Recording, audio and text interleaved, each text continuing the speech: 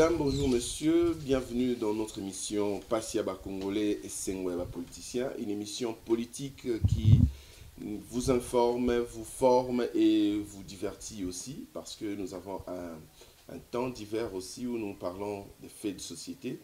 Et ici, aujourd'hui, nous avons encore monsieur Serge Nseka qui est ici sur nos plateaux pour répondre à vos différentes questions, les questions que vous nous avez envoyées via les réseaux sociaux et par les appels téléphoniques aux numéros qui sont affichés en bas de votre écran. Vous aussi, si vous avez des questions, n'hésitez pas, appelez-nous, écrivez-nous, envoyez vos messages, nous allons répondre, nous allons transmettre vos messages à qui des droits et ça nous permettra aussi d'être en communication directe avec vous. Là, je m'en vais directement chez monsieur Serge Nseka pour répondre à plusieurs questions. Les questions sont d'actualité. Nous allons parler de 62 ans d'indépendance de la République démocratique du Congo.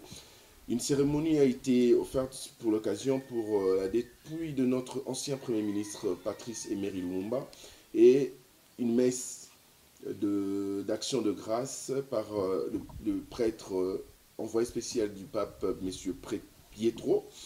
Aussi, nous allons parler de la sécurité en République démocratique du Congo, à l'Est bien précisément, là où on aura à interpréter ici, avec M. Serge Nseka, les discours du président Kagame après plusieurs actions, plusieurs accusations venant de Kinshasa.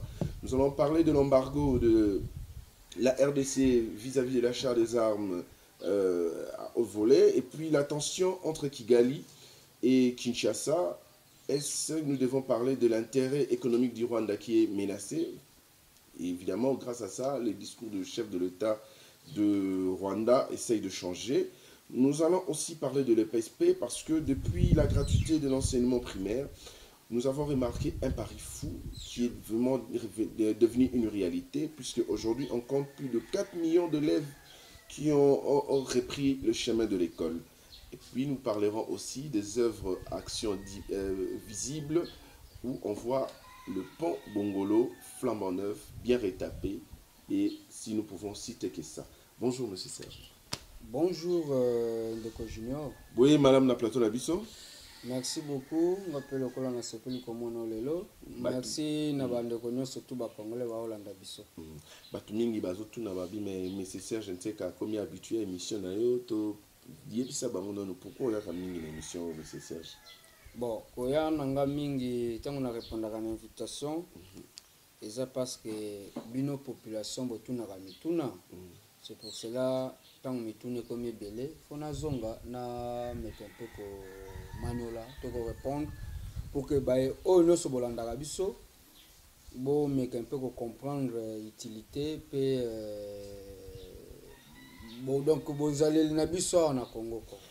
Par rapport à ça, mbalamoko mitune yaki mingi pour na 62 ans d'indépendance balobi. Est-ce que 62 ans d'indépendance, on a l'élo ou toujours senti révolution, tout toujours on a dit na sima collègue même temps ya manoko. Merci pour notre mutuna kasi yambo na répondre mutuna makambo etali biso na mboka ya Congo. Ndeko Junior naza ko féliciter président Umaro Sisoko Ambalo. Yazali président lelo a commis président ya en exercice ya CEDEAO. Et vraiment là, j'ai sali de l'engue a commis président parce que par des réseaux YouTube, ma vidéo na biso, ils ont commis la bango déjà et comme la rappelé bango. Donc vraiment, Excellence, Monsieur le Président Umaro Sisoko Ambalo du Guinée, le lot toujours babo, il a commis président il y a CEDEAO pour étaler makambo étaler kuna bande kwa Mali au monitor africain.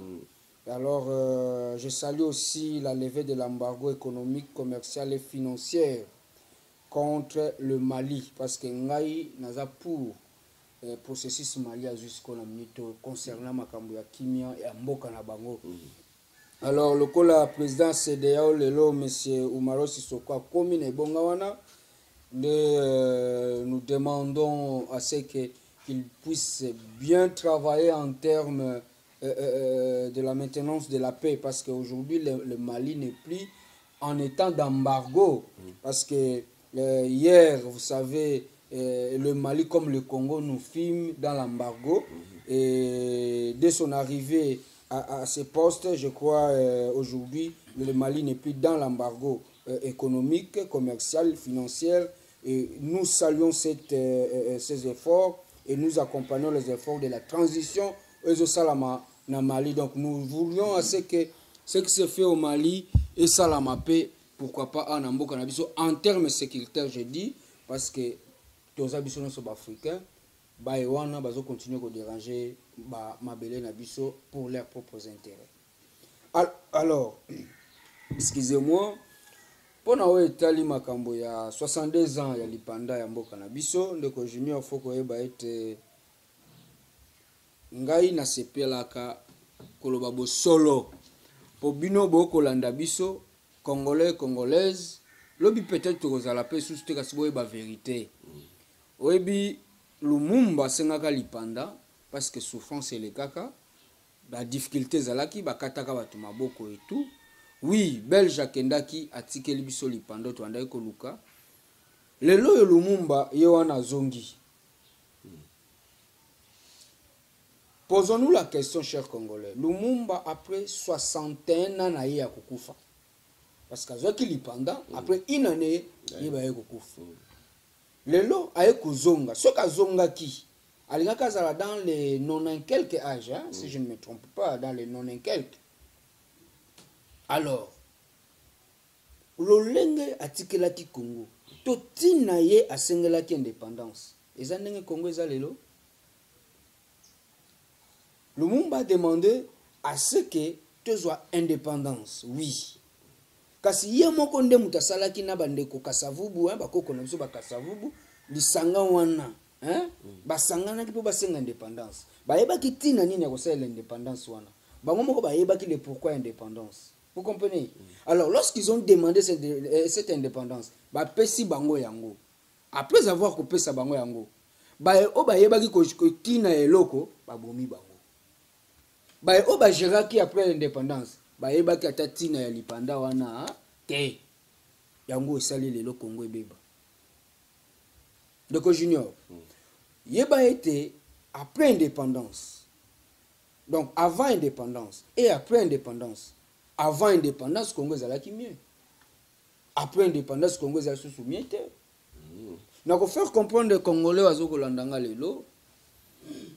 Na courtois ya kato na visitaka ba province mingi. Donc les autres période ba okata batu maboko wana pour na tunu bimisa ba richesse ba cuivre batu ba misusu soko na tona muke ba kati lo boko so sali musala faible ba kati. Donc c'est à dire que avant wana ndenge zaki ko vivre na situation de crise wana ya pasi wana o ba koko ba monaki ni pa ba noko ndezaki bien que lelo ndenge to koma na biso pe ya moko leki na TV pour lobby président pe o lobeli mo konzimo kamboka ba sali pe lokote.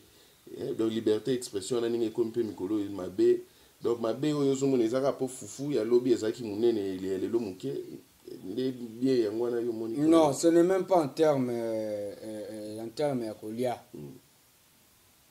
Nazali pour indépendance ya mboka na biso. N'est-ce pas? Je suis pour fimbu ya tuna bakanza. Non, fimbu ebeta makindio. Nazali pe pour que Congo ezala indépendant. Là je suis pour. Kasi eloko nga na olinga ko faire comprendre ba Congolais ali été lipanda yango ba pesio siko sali nango nini. C'est ça, c'est là où il y a les problèmes de Junior. Et le kola mwana na yo na ndako.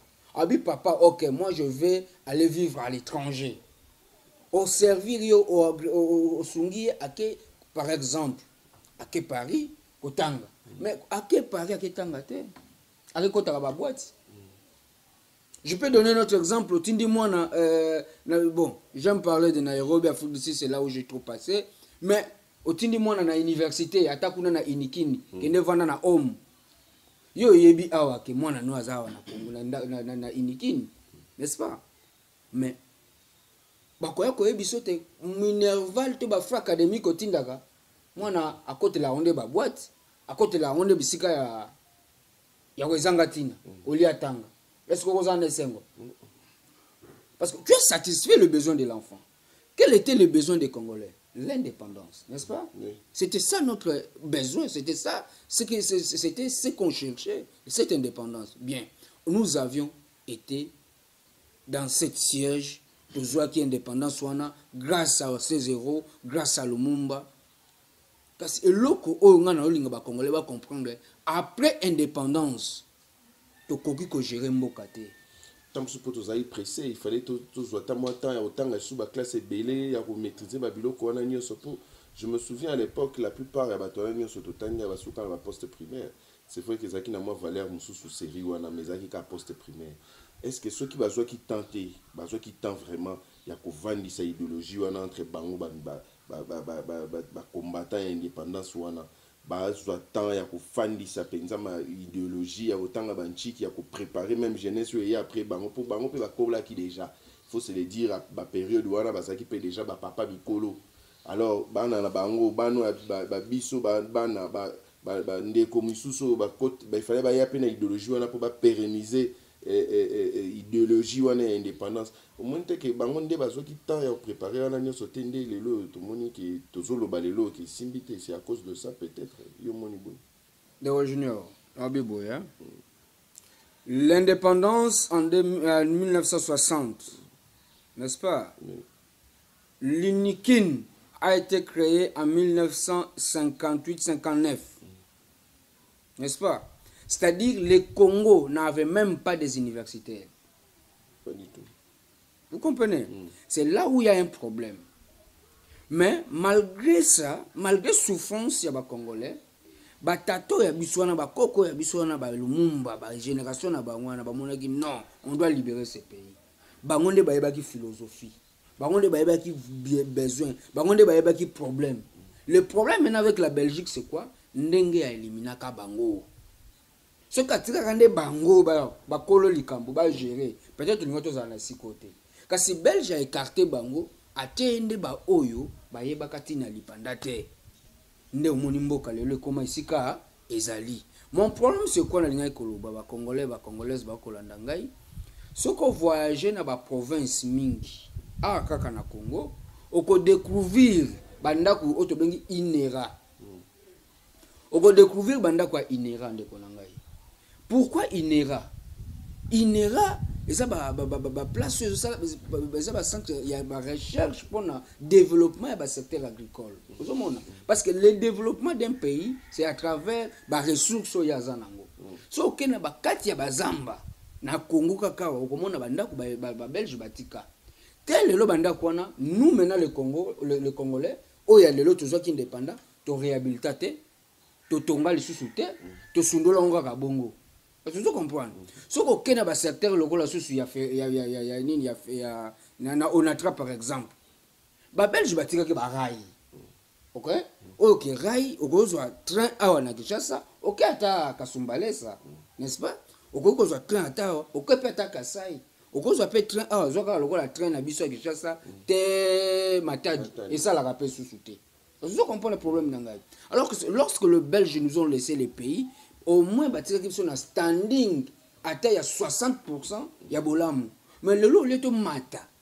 Donc junior, tu quittes même pas même les 20%.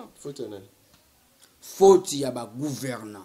Faute il y a ba oba kamba kimboka o liboso, ba comprendre qui ce qu'on appelle le développement communautaire.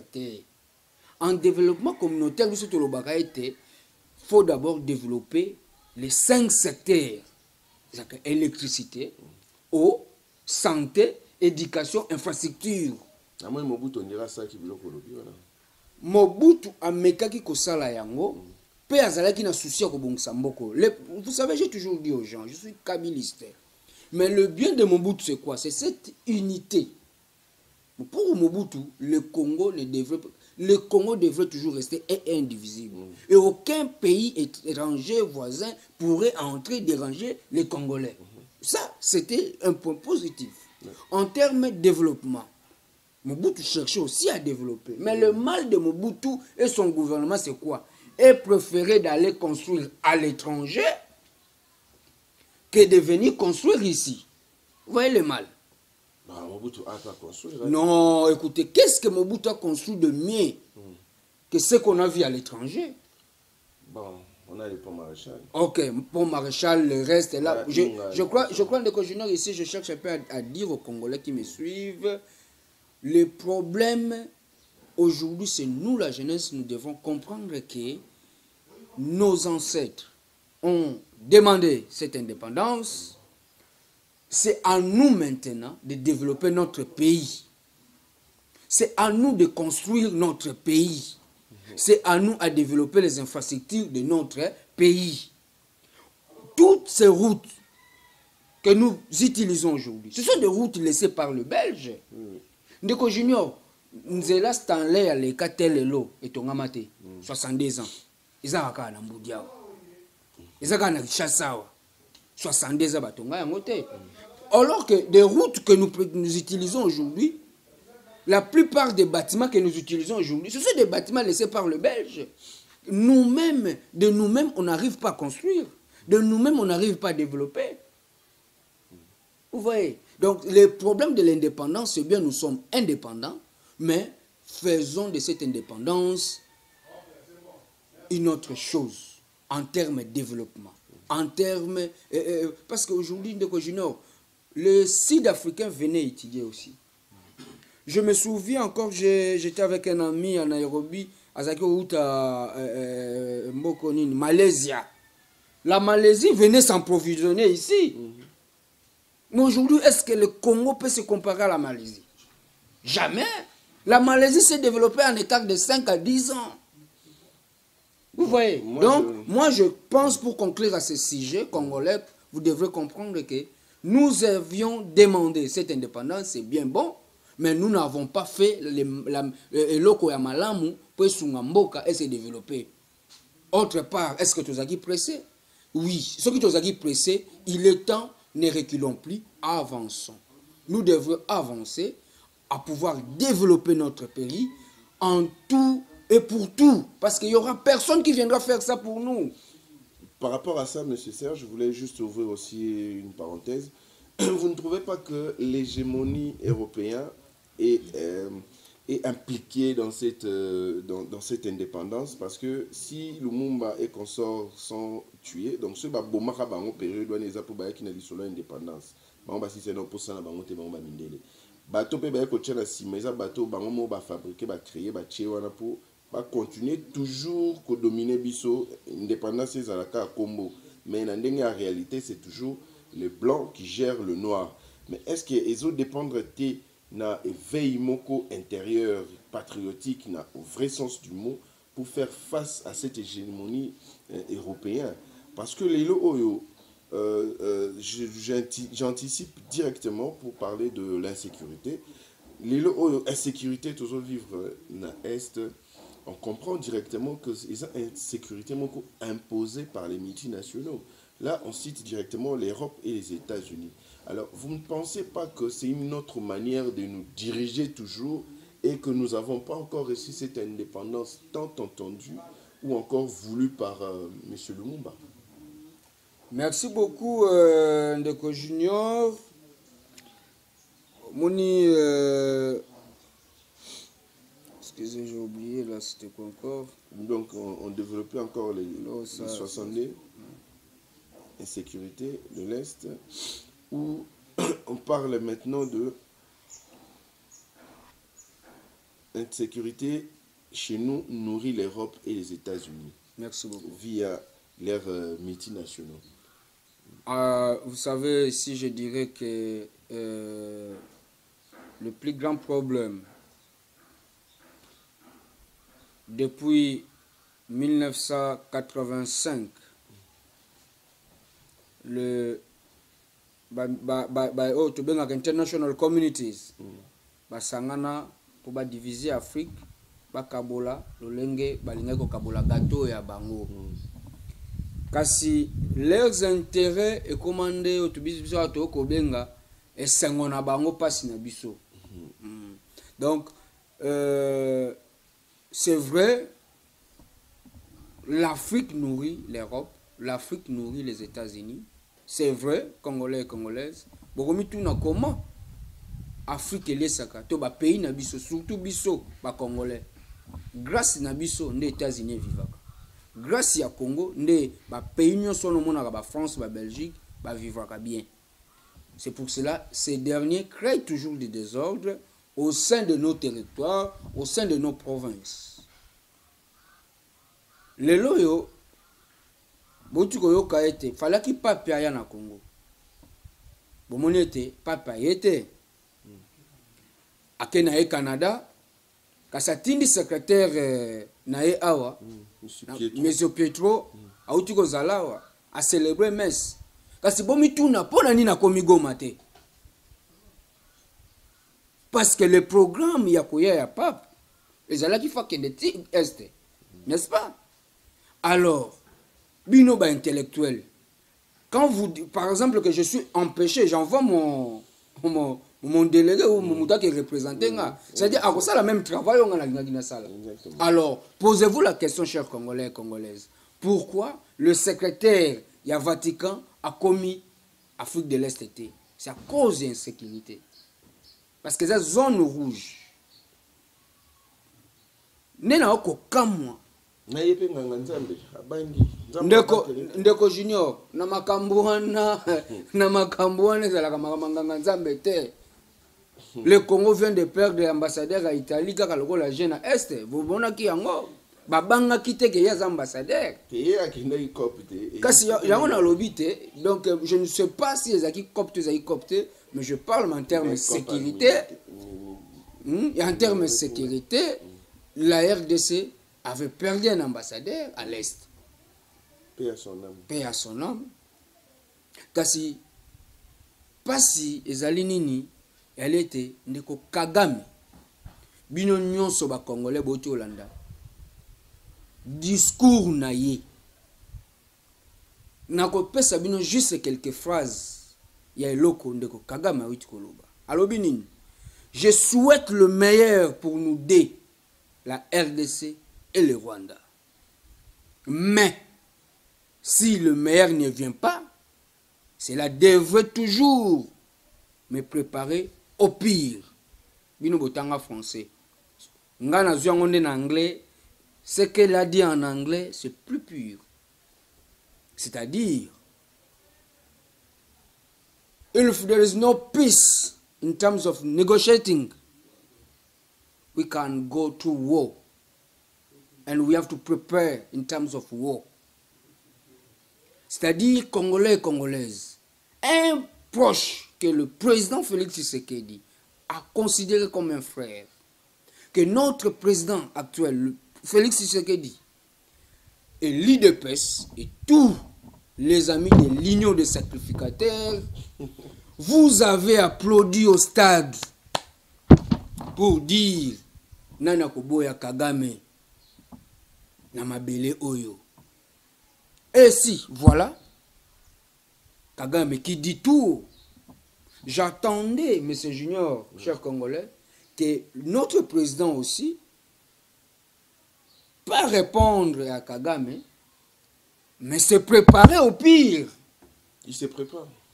Ndeko Junior, on se prépare en promettant, parce que nous connaissons le système de notre pays et le système de ceux qui nous dirigent, de promesse en promesse. Pendant que votre adversaire vous dit Nazana esengo, nazana posa biso mibale tozala na kimia, kasi soki toyoka na mamba kimia te, toko se préparer na pire. Ce sont des langages, la diplomatie, ce sont des langages directs, que se préparer na royal lelo na pa na yo. Kagame alobi yango clair. Donc, chose congolais, il faut se préparer. Et puis, autre chose.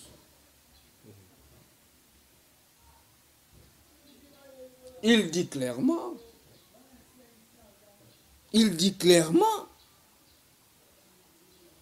et il compare la RDC à un enfant adoptif. Regardez ça. Vraiment, c'est pour cela que j'ai toujours dit aux Congolais, la RDC a besoin d'un président comme moi, nous, à Katarasou, le roi Mama Tchalamouana. Moukoloboko Zouaka, président Yaboye. Bamboko Moussous Boro Kakeko, Kangate, Wekolobate, parce que Mouzé Laurent Désiré Kabila a osé de faire ça. Mais on dit que la politique à Mouzé est différent, parce que Mouzé c'était un dictateur. Non, Ndeko Junior. Mouzé c'était un dictateur. Ndeko Junior, Mouzé, n'avait pas besoin d'avoir les aval de l'Assemblée. Non, vous savez pourquoi Donc, Junior, vous savez voilà pourquoi, ça non, vous savez pourquoi Moussa a voulu d'abord comprendre les appareils de l'État lui-même. Pourquoi? À cause de tous ces problèmes qui se passent autour de Félix Tshisekedi. À cause de tous ces problèmes qui se passent autour de Joseph Kabila. Vous voyez? Parce que lorsque vous avez des députés qui eux-mêmes achètent des armes et donnent aux rebelles, par exemple. Lorsque vous avez des ministres, parce que ce que je ne comprends pas l'état des droits d'aujourd'hui de M. Félix Tshisekedi, c'est quoi? Mbosso a dit tout haut qu'il connaît des gens dans l'Assemblée. Justice. C'est-à-dire qu'il faut qu'on Mbosso, yo yebi batouté, yo zende témoin yo yebi. La kisabiso bango. Juridiquement c'est comme ça. Parce que les juniors, ce sont nos mamans. Ils bakufaka na gomana. Baza ba congolais, baza ba maman na biso, ba ndeko na bino, baka ba ennemi na biso te. Bolanda te lokola mese ya IGF nani kombone susu alingeti alobake bitumba ezalaka musika biso tozalaka te tozalaka sika moko bitumbeza awa na mboka na biso. Alors vous devrez savoir congolais congolaises que pas si vous vivre l'optique sans terme ya insécurité na kobanga awa susu na koyoka ke na informer bino tata mokonzi ekolo yoka kende susu kuna et pas Lorenzo mutasenga ka bimisaka ba Rwandais bakekuta na susu kuna na Kagame na Angola yango na kusenga na tata mokonzi ekolo Félix Antoine Tshisekedi excellence oba petit na yo obana na yo obandeko na yo to ko senga yo tindela ye ata ministre ya justice to ministre ya intérieur écoute na ye. Ce n'est pas important, ne vous déplacez pas. Parce que comment quelqu'un qui tue tes enfants, comment quelqu'un qui viole tes enfants. Et récemment ndeko junior bomonaki yango Lorenzo toujours oui makamba Congo ele kaka par Angola. Lorenzo ye wana bengsaki bakei libéré par Rwandais, par militaire rwandais au Kangaki. Et les deux militaires rwandais au libéré. Dès junior, bangonde ba comment ko gérer ba opération na retour. Parce que ba compagnie déjà ko kota na ko bima. Ce sont des erreurs diplomatiques, ce sont des erreurs au protocole et sécurité que ça ne pouvait pas se passer. Donc ici, Excellence, Monsieur le Président, si vous me suivez, même vos services, vous devrez annuler cette rencontre. Soit vous lui envoyez votre ministre de la Défense, ou soit votre ministre des Affaires étrangères. Ce n'est plus à votre niveau, parce que c'est quelqu'un qui veut se comparer à la République démocratique du Congo. Non. Est-ce que Kagame, ce n'est pas une sorte de dissuasion? Parce que déjà, cette tension entre Kigali et Kinshasa, ils ont l'accès déjà que l'intérêt économique à Rwanda est commis en danger. Parce que plusieurs indicateurs, plusieurs ONG internationaux qui sont cadrés vers le business et l'économie internationale ont déjà soulevé que indicateur en rouge et comme au bêta déjà à niveau à Rwanda pour dire que depuis tension et bandit, surtout qu'il est accusé directement, et comme on l'a dit, l'économie n'est pas. Est-ce que ce n'est pas une manière pour d'ailleurs à l'accès à Zobanga, mais le cas Zaka Mobile, pourquoi il y a un vélo quoi. C'est-à-dire que déjà RD Salini déjà gagné le Congo. Si pour moi la tête que Naza Yuma, Bobanga te, ceux qui te yoka na munorote, ngapena ke komi bongam. Et c'est ça le discours à bon. Le junior. Kigali, le Rwanda, c'est un petit pays. Hein? Le Rwanda, là, c'est vraiment un petit pays. Quand la population est en Tchang, c'est que on avion va envoyer na minute. Aussi. Donc, dans 2 heures, je faisais à Kigali. Dans 2 heures, 3 heures, je peux sillonner à Kigali. Ouais, avec le véhicule. Avantage, c'est que on va tonga, on va développer. C'est en termes des infrastructures pour les cabissos.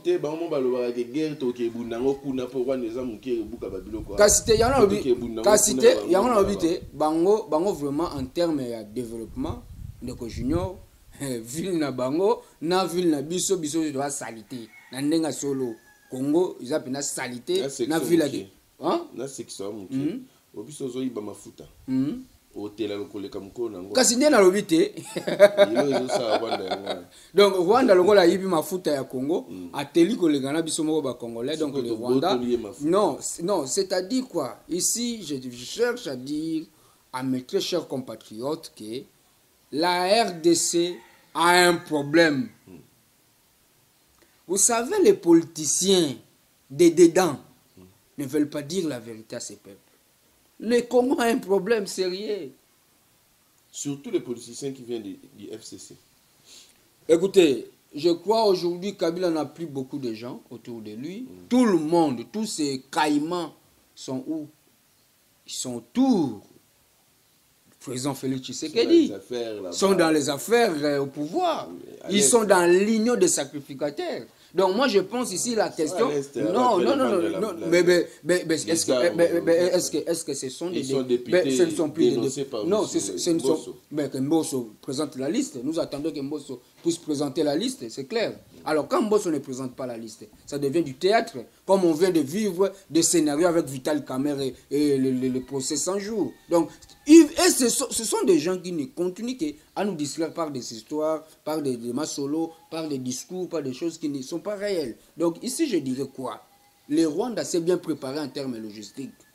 Quand vous regardez les Rwandais vous dire que Sorito Yokanite, on s'est préparé na pilté, les Rwandais s'est préparé à Kala. Ndeko Junior, récemment, on a vu ce botel dans les réseaux sociaux. Ils ont un minduki, et bandako luta, ko banda Kenya, ils ont un anzela Soudan. Na mituka ya nini na mituka ya o bochela ka o ba yaka na essence le citerne ba congolais ba munitions o fallait que ya kubundawa ezoela kanzela Soudan ezoya na ba mituka ya ba citerne ya ba carburant yango na kosenga pe même na ba service OCC ba service o ezolandela makambo ya ba commerce yo.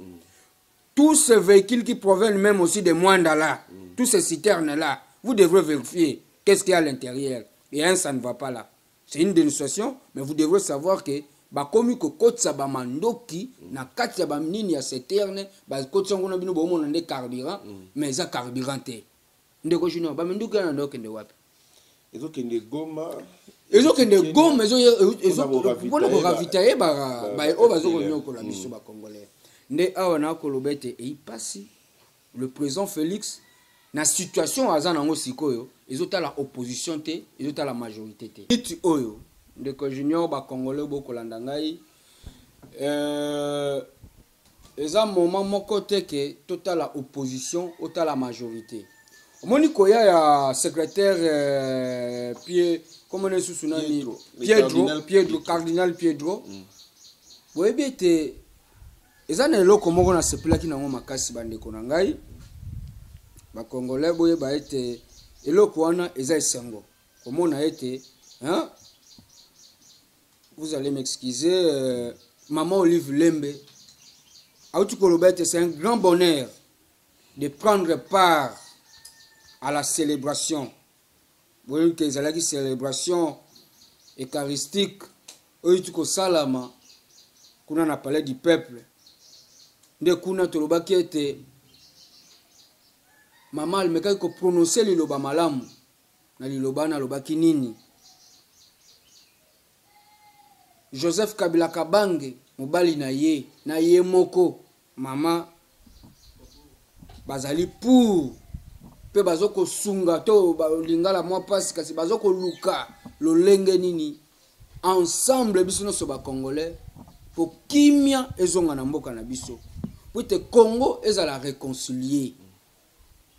Je crois c'est un message où ils ont la opposition ils ont la paix majorité. Je crois biso ba internet pour na moniming na ba réseaux sociaux ba tu ba critiquer ba tu ba lobby. Parce que nous faire comprendre ba congolais te maman Olive Lembe Kabila a lobby te que mobali oyaye nde a repesa kimia te a lobby mobali oyaye Joseph Kabila Kabange na ye na biso nyonso ba congolais to sangana poete kimia esa nini ekota na mboka na biso et plutôt ça la réconcilier. Pourquoi la réconciliation? Avant de mettre l'histoire de réconciliation, na message au cas où tu koloba papa lobi boy papa a dénoncé le pape François a dénoncé l'indifférence et la complaisance de beaucoup de politiciens congolais. Sur ce, il y a un kolobete. Bo soutenir maloba ya maman Olive Lembe, mama ya ro, aza maman na biso aza congolaise. Totika kolandaka oyo ba français balobi. Awa ndeko junior. Jean-Marc Chantier outi ko pesa communiquer que gouvernement na biso Congo tolongwe na embargo ya Mendoki. Toko yoka mingi français parce que yaza français. Mais on ndeko no congolais alobi okoyoka ngote po aza congolais to congolaise. Donc maman na biso asengi na biso nyonso tout to sangana to za la réconcilier to lingana to luka kimia po pasi oyo ba ndeko na bino ya est ba komona ezali pasi na biso nyonso tout. Ce qui est à l'élo, est à Congo et Bongi, est à Congo et Kimia, le Congo va se développer plus rapidement aussi. Parce que beaucoup de nos ressources sont là-bas de Junior. Nous avons beta 7 pour la magambo ya Kimia et Mboka Oyo. Et puis, nous avons 5 na mokonzi ya Mboka Oyo Azasikoyo. Excellence, na entourage naye, to sangana. Obi, de Junior, nous avons ba Congolais le Komoko.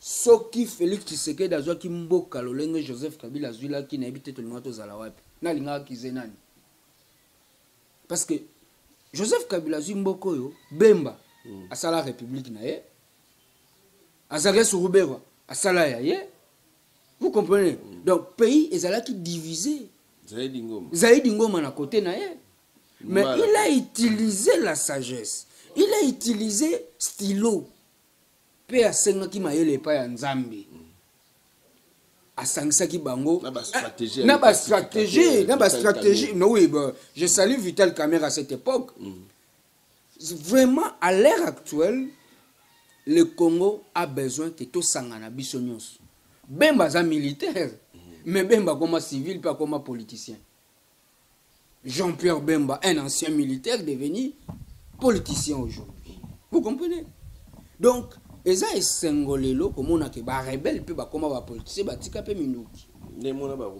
bien sûr Roubert c'est un chef de guerre aujourd'hui à tika vous comprenez c'est la même chose que je demande au président actuel Félix Antoine Tshisekedi de comprendre que mais obi tu la msangelo mo ressource mais Roubert wana ndi mutazwaka pena est pena presenio senti mais nabi mutuloko la Roubert mais pourquoi il va pas s'ingérer aussi dans la gestion de la sécurité c'est ce que je dis ici je dis en termes il y a maloba oh maman Olive Lemba sengi na ba congolais tozali c'est pas parce que c'est ça aussi impliqué par rapport à cette double nationalité non Ndeko Junior le développement du Congo ne viendra pas de ce qu'on nous dit 100% ma part maman non c'est un mensonge c'est le kutate OK to sale la maloba maman Olive Lemba sengi okomona kimia kokota na mboko yo to za la réconcilier au vrai sens du mot oui réconciliation quand lorsqu'on veut se réconcilier ce qu'on a ndaku ndeti wengeko mais lelo wenga pesi biso exemple lelo jibina wera babeti podium moko est-ce que lobi Joseph Kabila nani Mozito ki Fayulu Moïse Katumbi Vital Kamerhe nanani Jean-Pierre Bemba Roubert azana expert na makambwana bosangani mesa moko to sololi ko mama na ndule na ebisio elegita bon wana na ebité là vous partez en parlant de la musique c'est pas wana le Stade de France ou comment là je sais pas donc congolaises j'ai besoin de ces concerts en termes politiques c'est-à-dire je cherche à ce que avec bonne foi surtout na mona maman Olive Lembe na maman Denise na maman Sifa Kabila papa maman na biso baza ancien basi bafande na lobi boyi sikoyo bavanda kalate na ba circonstances mususu na ko senga sikoyo na za na bosenga na mona maman Olive Lembe na maman Denise Nyakeru na maman Sifa basfandi bango misato ba osola qu'est-ce qu'on doit faire pour mettre fin à la guerre oui ce qui peut cause la dispo hier ngana na posa ya rencontre wana et puis na a besoin na minute oyo kolakisa baye nyonso bakanisaka biso toyokanaka te tomona Fayulu tomona Mozito tomona Joseph Kabila tomona bango nyonso wana o baza ba grand leader ya mboka oyo sur une même table pour qu'on trouve la solution. Pourquoi l'Ukraine l'a fait. Degré Kagame a piqué crise. Ah oui, on a pas ça piqué crise parce que nous connaissons. Mais dans le Bible. Oh non, je ne dis pas, je ne prédis pas la mort de Kagame, je ne prédis pas, je n'ai pas dit ça. Hein. Bien que ce sera aussi avantageux pour d'autres. Non, c'est un être humain, son âme, vous savez, même la Bible. La mort d'Hitler a appelé à tout le monde. Non, vous savez, même la Bible. Moko nzamba tika ka mutu pona honneur to avantage ya bato. Moni soki Goliath azalaka te, David yalinga ko marwa te. Vous comprenez? Il a fallu David azala, Goliath pesa nini azala. Ils ont autant rappelé Bible. Parlant de 100 jours maintenant, monsieur Alingete azomituna. Tina nanga nini caméra dehors. Parce que ils a dossier au sala ke lelo Alingete ayebana.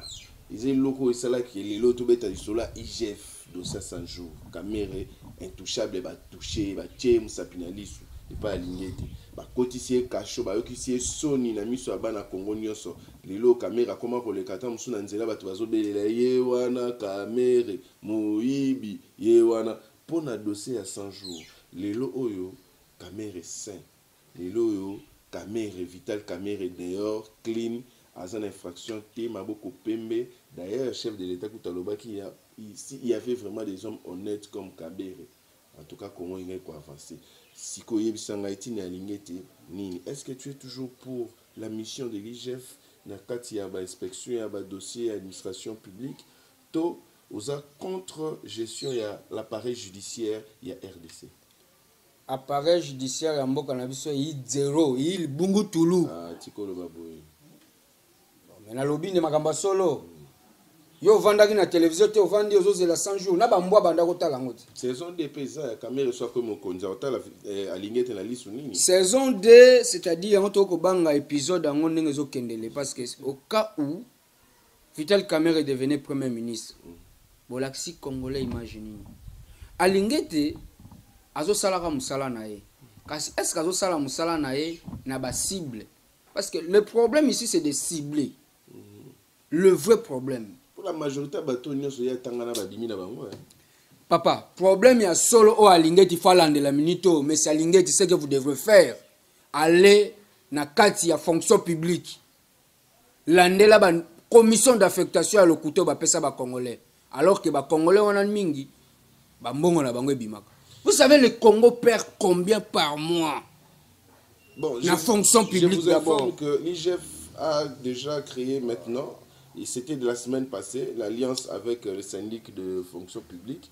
Kuna place ba lobby ba dénoncer nyonso ba ofan de sounyos niete pona makambo tu ko ba affectation makamba ba détournement na je crois monsieur Patrick Kitoko a illustré les biso image wana oyo ba sali vraiment ba kaboli ba signer ba sali protocole d'accord ba signer penza o ke soko moni fundanga peso na moni na kokanga.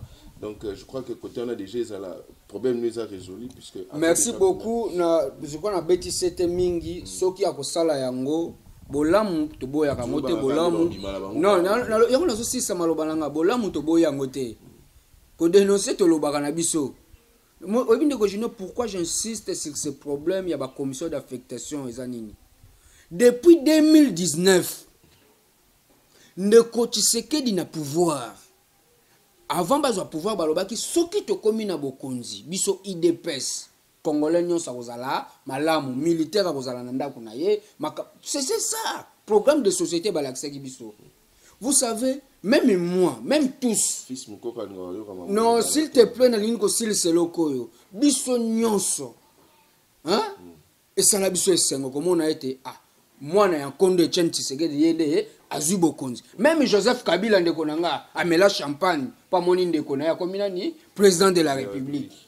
Bisoto lala te na ba viagra o na lobi bandeko ba congolais boye ba été et pasi lelo comment on a été ba o ba boya ka Félix comme président kuna na kingakati ba baki excellence non on peut maintenir Chadari au pouvoir on peut sécuriser Joseph agangela ka bango ebisaka bango niet bino no soboza na bozui bino no soboza na bombongo bino no surtout mutu aza pauvre wazate na kotangisa makila te moto azui a dirigé biso bamela champagne pourquoi parce que moninga na bango azui pouvoir akomi o akomi ndeko junior nali ko chiter par là pour ngoloba nini pasi na ngai ezali ete tango monsieur Félix Tshisekedi akomi na bokonzi olia sala siko makambo yango to banda koyoka kosala soki bakomi ezosalama te yango anga na kobanga ndeko junior depuis 2019 bapesa bato ba commission d'affectation que nengo zabo ndeko junior okomi ATB1 nengo zabo ndeko junior okomi attaché de bureau de première classe nengo zabo ndeko junior okomi chef de division ba commission d'affectation bapesa bato depuis bato pe kutu ba feta ke ay nazo musala na fonction publique na oze la matricule na ba o bazwa matricule na ba o bazwa ba nouvelle unité telelo moto azwa ta 100 francs azate kasi bakendaka chaque jour ba bureau na kuna na ba bureau na ba ministère donc junior boza ba pandisango botambola na ba bureau ya fonction publique bomona bino mokolo lenge ba jeune o bazana ba faux commission d'affectation ba ko luka na place ko vanda na ba bureau salaire ezalaka te mwana ya bato mbongo esili économique ko futaka transport chaque jour pour que signaka présence et puis ba contrôle chaque jour faut que kende contrôle na ko pesa moi kanyaka na se congolais on est où? Pour conclure, chers Congolais, Congolaises, le développement d'un pays est na ba politique té, est na administration. Lorsque notre administration deviendra fort, c'est là où le Congo va se développer. Parce que c'est ça, le système. Regarde un système, il y a Mboka. Et ça, administration publique. Mais le logo, tout comme on était ministre, ça a valeur que le secrétaire général. Vous comprenez? Inspecteur kuto IGF ba komo le kana ba ADG na kata ba administration. Ndenga nazo koloba etende ko junior e passe mukie yango na ko senga na ba ono so ba ko landa ngai pe na ko senga na ba congolais nyonso tout. Faisons comme l'honorable Jeannette Kabila Ninga Lobaka, organisez-vous, organisons-nous à l'interne. Bon s'organiser pour que fonction publique, administration publique na biso ekende malamu parce que si toko compte moni ndelo Congo se développer parce que problème toujours comprendre c'est problème exacté problème est administration publique problème est na fonction publique wana mukolo ba ko régler problème wana mon cher mbongo eza nango ya kofuta mutu nyonso tout même $500 le mois mais le problème est ba gonfla ba batu et ici congolais boko yeba yango ete na ba ministère mingi wa ba o ba futa maka ya bato ba ya misala te vous comprenez? Baye o bazo futama eza baye oyo oka avanaka mwana 12 ans basalela carte ba pesa matricule akenda ka banque akenda kozwa mbongo mais tato ayaka chaque jour jeune ayaka wana chaque jour azata na eloko te ndenga na kolobete vous nous avez promis que nous vivrons mieux soki Kabila kei kasi Kabila kenda to ko souffrir les Congolais souffrent yango ba Congolais nyonso tout na ko conclure te le parti de la révolution populaire. Le parti de Mouzé Laurent Désiré Kabila est là pour vous sauver. Le parti PRP est là pour nous sauver. Selon M. Serge, Torotala, Tozaka, na Congo, Torovan, na Pekimiate, ceux qui basent les mots peut-être Oloba Kaka. Pour de toutes les façons, Oloba Orokufa. Oloba pété Orokufa. Alors, Oloba pour Orokufa na Okaka. Alors, dossier Moussou, c'est allé à EPSP, depuis enseignement et coma gratuit. Nombre ya bana na kelasi et mati to comme plus de 4 millions d'élèves au bazoni les classes. Merci beaucoup au chef de l'État et au ministre pour ses efforts. À niveau ya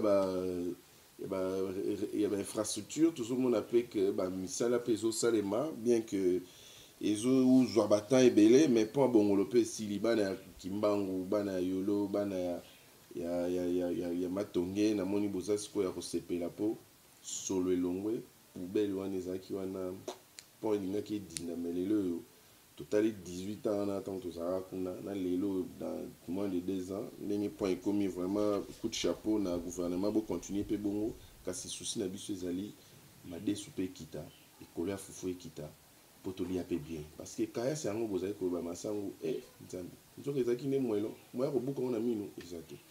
Alors, toujours évolué, tout comme déjà à la fin de cette émission. Merci beaucoup, M. Serge. Je ne sais qu'à surtout Nengo Oyaki pour répondre à l'invitation à Bisso Oyo, et ça qui est très important. Merci. Pour aborder le sujet mon actualité, Oyo Lelo, les autres ça là que moi nous moi mon boulot côté la carte à Mboka Likolo insécurité à est Tout ça sûr et certain que M. Antoine Félix Tshisekedi, notre président, l'excellence est toujours là pour instaurer une paix durable parce que ça parmi ma promesse à Pesaki que Est et que Kota Kimia, ceux qui Kota Kimia te yepe akola malamute. Donc tout ça sûr que côté wana vraiment azobunda pe ako bois qui sa rendez-vous ba pesani kuna na Angola selon M. Serge Akindete atindata ministre des Affaires étrangères, tout ministre de la Défense qui écoute en Kagame kuna potina rosolana ezate ennemi na zaka ennemi na yo. Lelo yo bisolo ya jida et pesa somaye les moyens ofana na jida pembe moko ezate ke yo moko miteka yo moko kufa pe yo moko. Donc moi écoute tout kende na masolo wana ezate. Alors tozana kanda makasi mingi po ba o ba kufa na est eza bande kona biso ba mama ba si pe bana bandeko mibali ya biso a na République démocratique du Congo. Nombre wana ya ba mort et comme il quand même lisolo ya génocide babeta na Rwanda. Lelo ba côté ba Rwandais soi-disant et pas ba occidentaux na ba américains parce que bango ba comme peuple moko minoritaire pour ba subissa génocide moko catastrophique. Mais compter le nombre ya ba mort au ba kufa na génocide ya Rwanda. Compter na ba nombre ba mort au bazo kufa na Goma ti lelo na est bato bazo kufa.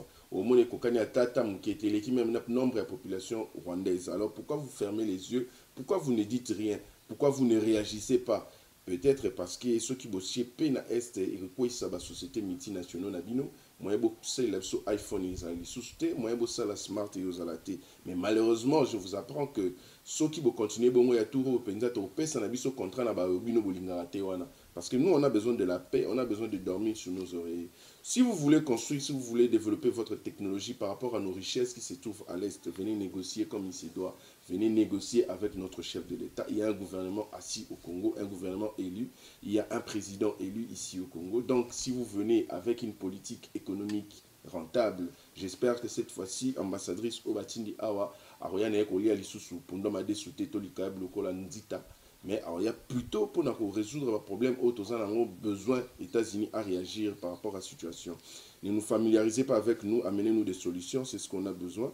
Nous, on a besoin d'évoluer, on n'a pas besoin de rire ou de s'amuser, comme vous nous traitez souvent, des musiciens et des danseurs, et nous aimons bien boire et vivre avec les filles. C'est ce que vous voulez vendre comme image du Congolais. Malheureusement, ce n'est pas le cas. Nous avons besoin, nous sommes une population, nous sommes un peuple vraiment accueillant. Nous vous recevons chez nous, mais malheureusement, à cause de notre turpitude, vous voulez monter sur notre nez. Ce qui n'est pas si bien que ça. Merci beaucoup en tout cas. La bâtonnière sur Balandi émission Oyo. Koutani bongo na mukolo elandi. Po toko yambali susu ndeko mususu akoleka pe akolobela pe ba question d'actualité. Mais entre-temps, nazo senga merci mingi na monsieur Patrick Kitoko pour na ba image kitoko lokola yemoko o apesibino occasion ya otala biso na itando amoke. Il y a Centrale Télévision. Merci mingi na monsieur le directeur de programme, monsieur Etika Pena pour la supervision, paix, confiance aux OPS toujours dans l'équipe nayo.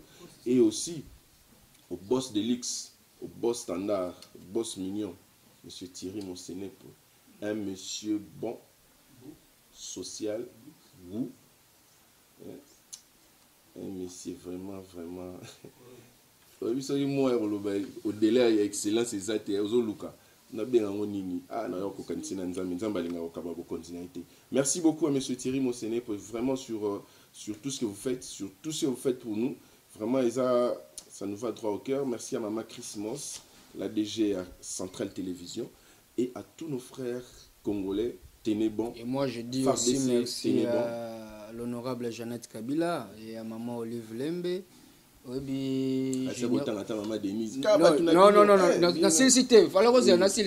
Maman Denise Pembo Tenor Yangwana. Et puis, Mbote Langai, vraiment mes excuses na Junior. Ndoina yo. Junior Laurent Kabila. Et Kalate. Laurent. Te, moi na Maman Olive, moi na Joseph Kabila Kabange. Donc, Leki Nabiso, moi na Nabiso, Leki Nabiso, Mbote Naye parce qu'il commence à refléter l'esprit du pouvoir. Ah, ok. Salut. Pas si Nabiso va congolais. C'est ma politicien. Merci beaucoup.